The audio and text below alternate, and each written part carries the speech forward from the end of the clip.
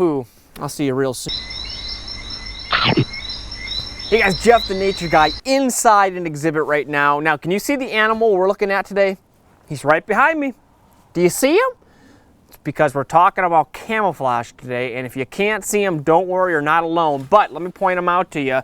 Straight behind me and through that tree, you might see a little bird sitting over there, the great horned owl. You guys have met this owl before. His name is Gable, but I wanted to talk about him again because it's a perfect situation today on this cold, kind of cloudy day to talk about camouflage. And I'll tell you, when it comes to camouflage, there are some incredible animals out there that can camouflage like the best of them, and the owl is one of them. Now, what we're gonna do is we're gonna get a little bit closer to him, and I want you to just see the bird I'm looking at. And I want you to see a few things. Now, first of all, I want you to notice his eyes. Now, you guys all know owls, we've talked about it, have big, giant, especially the great horned owl, big, giant yellow eyes.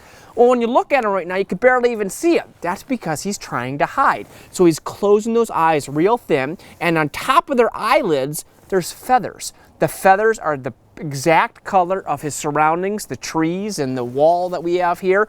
And so he blends in perfectly. So if he wants to hide, he's gonna close those eyes and just keep them open just a little bit so he can make sure he's watching, make sure nothing's coming at him. If he needs to fly away, he'll do that. If something comes towards him, at least the wild ones will. Now, the other thing I want you to notice, kind of hard to see, but you can barely see a foot.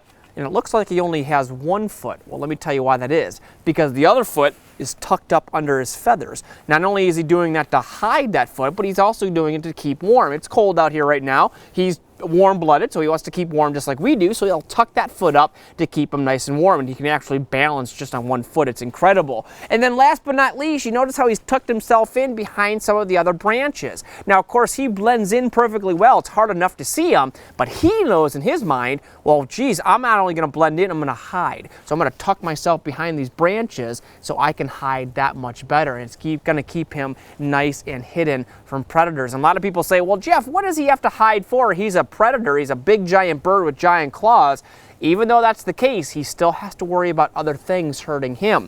Things like coyotes, fox, bobcats, other birds of prey like owls will often hurt and kill these guys too. So they need to hide. And not only that, they want to hide from their food that they're trying to eat. Things like skunks and rabbits and mice, those types of things. So what a cool way to see this animal kind of hidden. And this is the time of year to look for this. Obviously, the leaves are often gone from the trees this time of year.